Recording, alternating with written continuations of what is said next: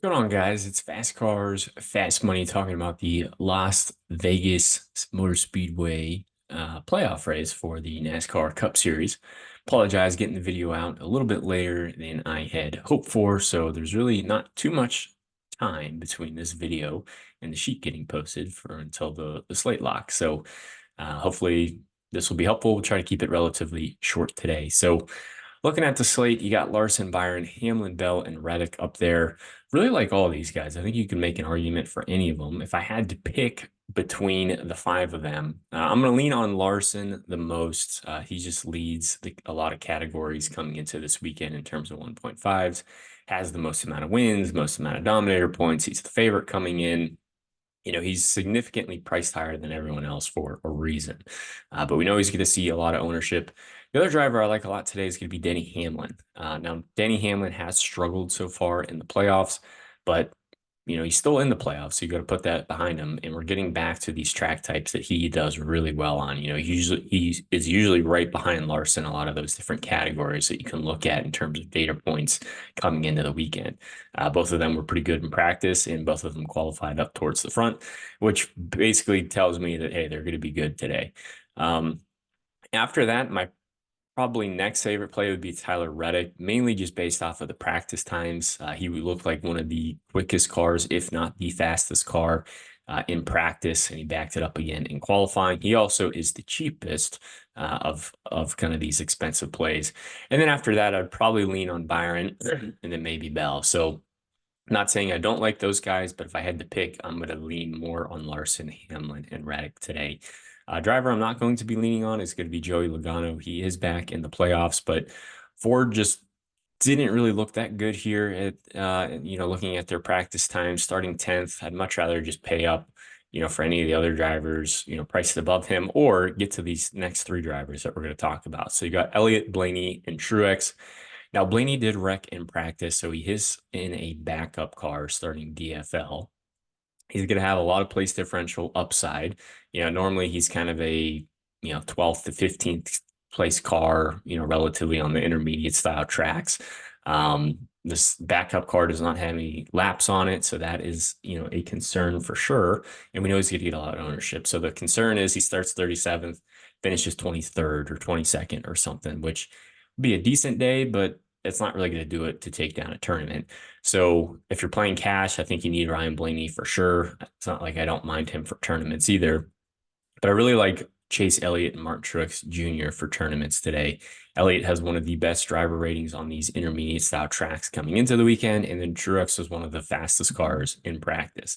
I think both of them give you some place differential upside as well. So I really like Elliott, Blaney, and Truex. I like all three of those plays. I'd lean on Elliott and Truex for tournaments and Blaney for cash games. Now, Ross Chastain and Ty Gibbs, I'm going to put them in the same boat. Kind of tournament options.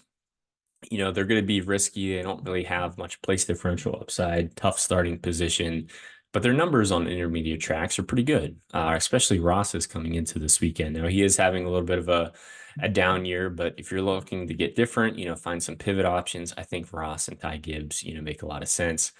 Kyle Busch, a little bit more of a cash games play there, somewhat similar, numbers to Chastain and Gibbs in terms of coming into this weekend, but he wasn't as good as in practice as Ross and Ty. And then he also, is just kind of having a little bit of a down year. So I'd lean on Chastain and Gibbs. Now, Bowman is out of the playoffs, which is unfortunate with them missing weight. Starting third makes him an interesting tournament option, but he's going to be tough to get to. It's going to be tough, in my opinion, to get around Bell, to get around Reddick, and then you're going to have Larson and Hamlin, right behind him. So tough spot for him. And then you got Keselowski, Buescher, and Wallace. I like all of these plays. Keselowski has been one of the best intermediate style plays this year, just racking up top tens and top fives. Chris Buescher isn't as good as Keselowski, but has some similar upside. And then Bubba Wallace has been another one of the better intermediate style plays this year. Chase Briscoe and Daniel Suarez, I think these are more pivot options to kind of get off of Keselowski, Buescher, and Wallace, but I'd much rather play Keselowski, Buescher, and Wallace. So for whatever reason, if you can't pay up for them, I don't mind going here, but I don't think they have similar upside. Now, Austin Cindric and Noah Gragson, 2 plays. Really, the next 4 plays, I'm not really getting to. Cindric starts a little bit too high. Noah Gragson, don't really like any of the SHR cars. I think he's going to start around where he runs. Eric Jones had decent practice times, but these Legacy Motor Club cars are just tough to trust. And then Josh Berry there, starting 28th. Again, starts deep, most likely finishes deep. If you're going to pay for Josh Berry, you might as well just pay all the way down for Ryan Preece. SVG starts pretty deep in the field, 34th. Not a ton of upside, but if you think this race gets crazy, really, as long as he finishes the race, he's going to score positive points. And then all the Spire cars are interesting. They all showed decent practice times, probably a little bit more of a tournament option. He is risky starting 6th for sure, but the speed is there for all the Spire cars. So I don't mind them for tournaments. Not really getting the McDowell or Austin Dillon today. They just start a little bit too far forward. Now, you could make the same argument for Zane Smith, but again, the speed is there. We saw speed out of the Spire cars. So Zane Smith is a little bit more of a tournament option. Not really getting the Stenhouse. I don't really think a lot of people are going to get there. So, if you're building multiple lines, maybe that's a way to get a little bit different. Justin Haley starting 16th. You can kind of throw him in with Hocevar and Zane Smith. I would like Haley a little bit more than Zane Smith, A, because he's a little bit cheaper, B, he starts a little bit further back. I think Hocevar probably offers you the most upside in terms of finishing potential, but he starts 6th. So again, all of them are high risk, high reward. I would only play them in tournaments. Todd Gilliland starts deep. We've seen him have decent runs starting 30th. I don't think he has a ton of upside, but again, if this race gets a little bit crazy, I usually just try to spread exposure down to these punt plays down here. Not really getting the Burton, Ryan Preece starting 32nd. Probably going to be pretty slow, but if you need a cheap option that starts deep, I don't mind him. Like I said, we don't really want to get to John Hunter Nemechek or Jimmy Johnson. They're just tough to trust, especially in the equipment that they're in. And then Corey LaJoie, Daniel Hemrick. If you just need a pure attrition play, like maybe you really like the 5 drivers, you're able to get your line above them. You like their dominator upside, you like their place differential, upside, you like their finishing potential, and you just need a guy to round out the line. Maybe you could go here. More of just a pure attrition play. They don't expect a lot of speed out of these plays.